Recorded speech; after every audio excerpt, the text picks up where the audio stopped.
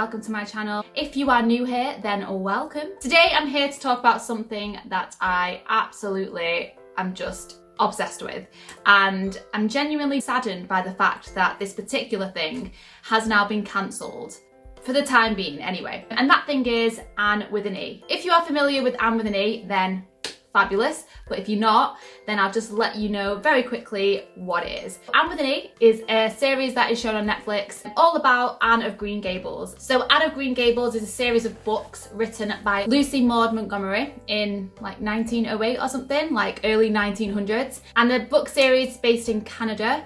I think Avonlea is a fictional land, but it's like supposed to be based on the Prince Edward Island. Anyway, she looks a little bit like Pippi Longstockings, but not. So basically, it's this girl with red hair, pigtails, green eyes, freckles, that kind of stuff. And in a nutshell, she's basically this really spirited, quirky, kind of outspoken character. She's an orphan, and it's obviously back in the 1900s. No, it's set in the like 1800s, I think, like late 1800s.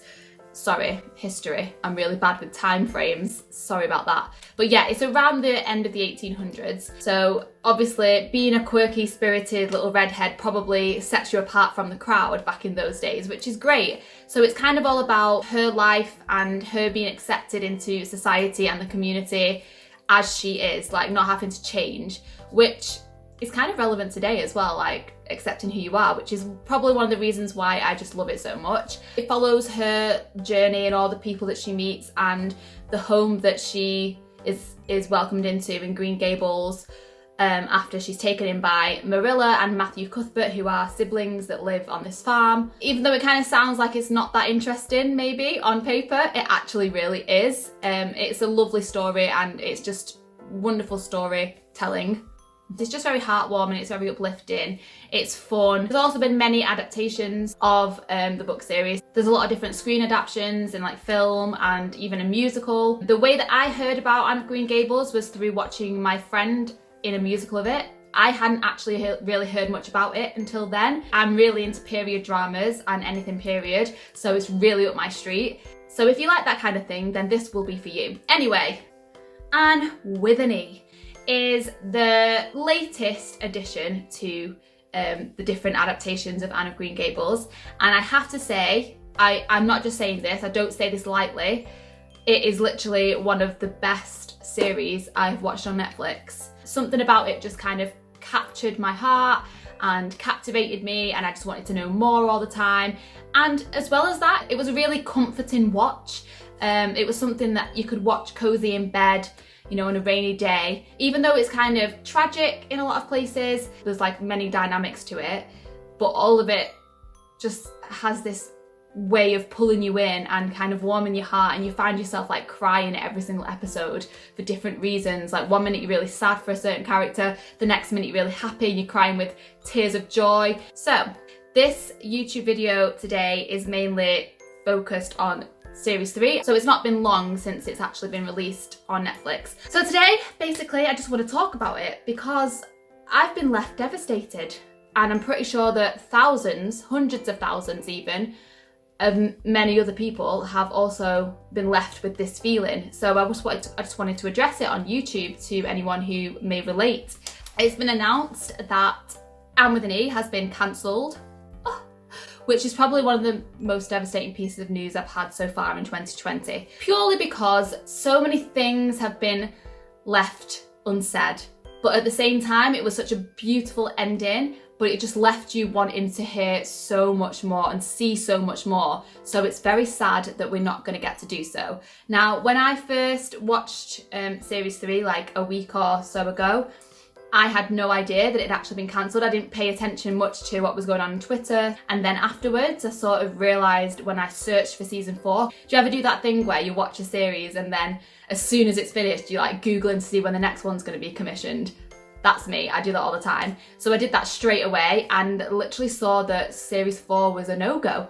And then I think I just literally sat there like for a good 10 minutes just bewildered that this would not be carried on. It's pure gold in terms of storytelling and it's beautiful and it has so much you can take away from it, and it teaches people so much, and it's got so many relevant storylines as well that are so relevant in this day and age. The cruel reality of the world, guys. I mean, you know, when you finally get something that's just got so much depth to it, it gets cancelled.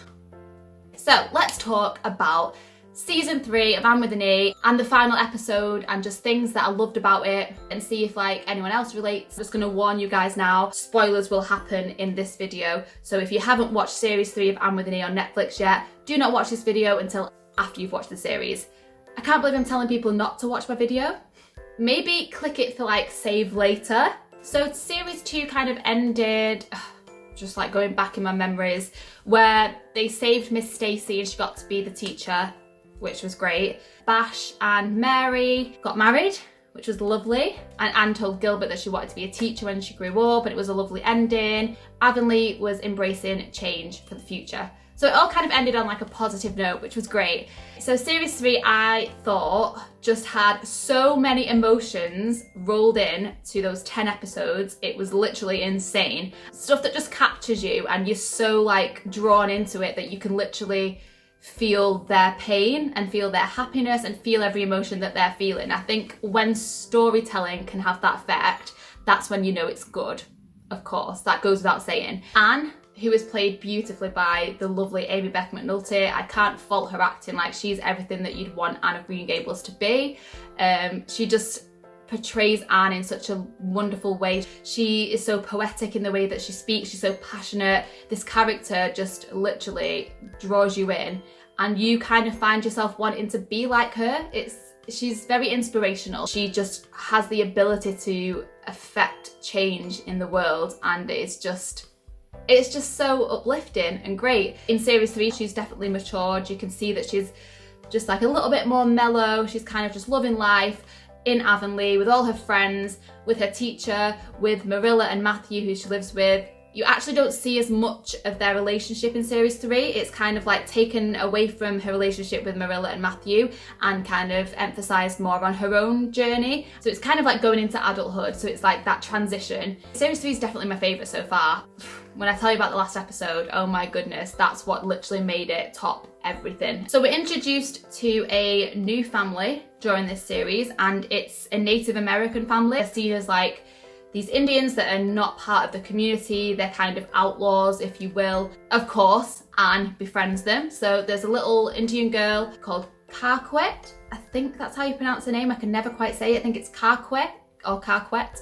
Anne obviously wants to know more about them, as Anne is very inquisitive and curious. So she kind of befriends Carquet. They have like a cute little friendship, and you really see it kind of blossom in adversity, you know?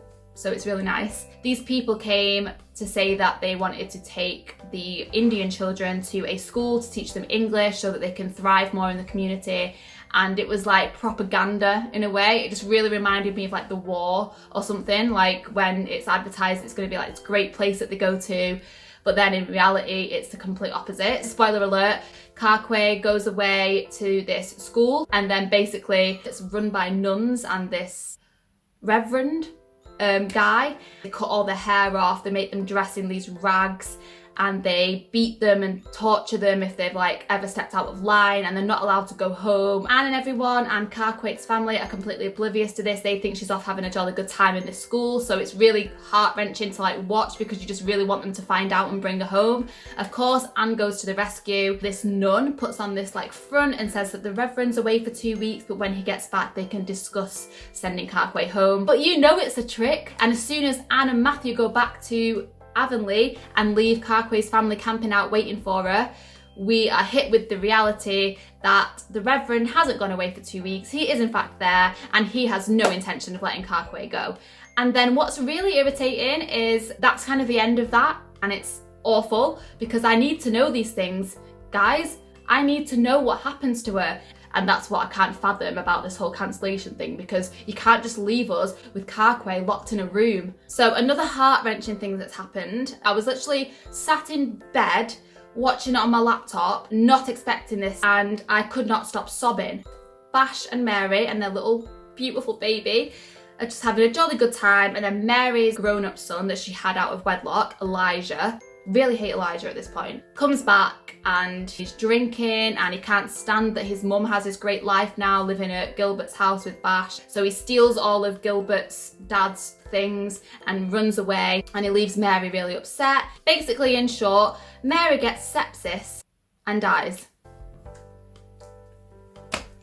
My heart could not take that. Seeing the emotion that was in those scenes with Bash, you just feel his pain through the screen. I kind of put two and two together. When Mary and Elijah are arguing, she accidentally cuts herself, and then it just so happens that she gets sepsis. I'm probably stating the obvious, but here's me thinking I'm being a dead good detective. I mean, it doesn't reference this and it doesn't say it was, but I think it was the knife that cut her that caused the sepsis. And it's all just a bit too much, if I'm honest. Elijah comes back and it's just a bit too late, hun. So let's talk about Anne and Gilbert. The main thing that was infuriating for me throughout this whole series was, we all know that Anne and Gilbert love each other.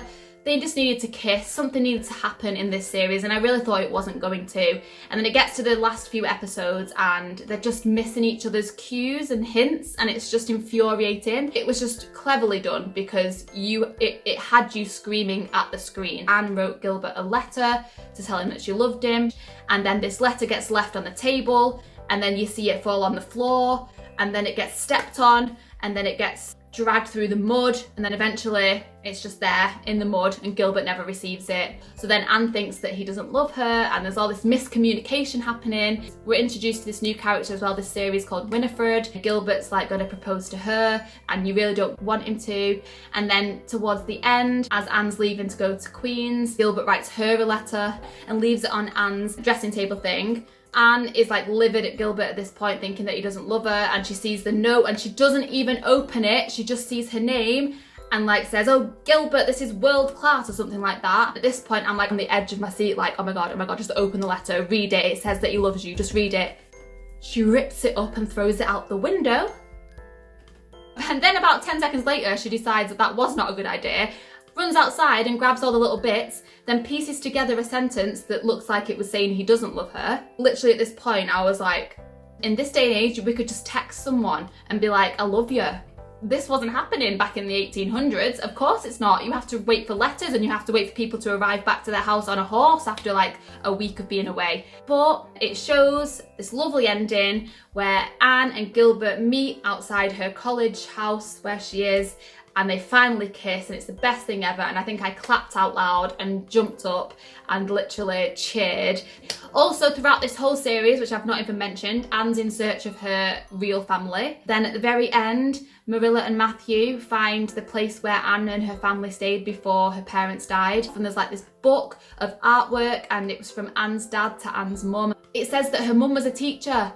That's the thing. Her mum was a teacher and Anne wants to be a teacher, and she's just like so overwhelmed with happiness. And then it has a picture, like a painting of her mum in the back with red hair. It's just so beautiful. Everything ends so happily. And the last thing that you hear is Anne writing to Gilbert saying that she looks like her mother. I thoroughly enjoyed series 3. I think that it's just amazing storytelling. It's so relevant to this day and age as well with the themes, because you've got like racial diversity and all the problems there, class diversity as well. Also, you know, about accepting people for who they are. Also women's rights, like Miss Stacy, the teacher, goes against the grain and stands up for what she believes in. So it's all about women's empowerment, gender equality sort of things. It has like that theme going through it. It's also got LGBTQ plus themes running through it, because you've got Cole, who is a gay character and he's a young boy. And then you've also got Josephine. You've got Anne. She's just out there living her best life, doing what she believes in. She's so empathetic towards so many people, and she just does not care about people holding her back. She has such a big voice that she's just uses to the best of her ability to help the greater good. And that's what life should be about.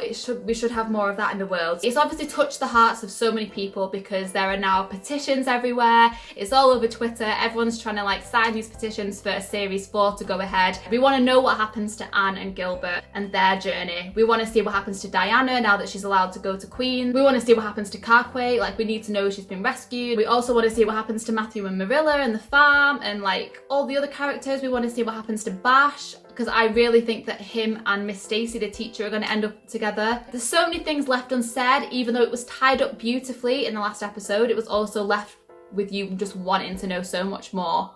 Go to Netflix and click on the link I'm going to leave in the description box below. If you want to feel all the emotions that are humanly possible whilst watching a series, then Anne with an E is the one for you. If you can appreciate a really good period drama that has so many elements to it, then you'll really like it. If Anne with an E doesn't make you cry, you don't have a heart. So yeah, thank you for watching my video.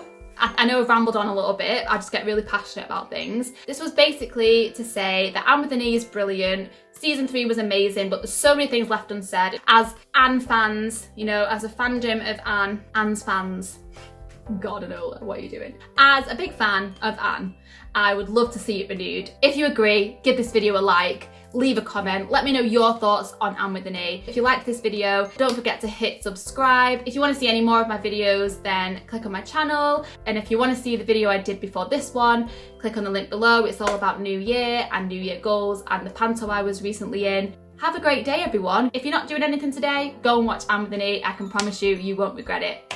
Bye!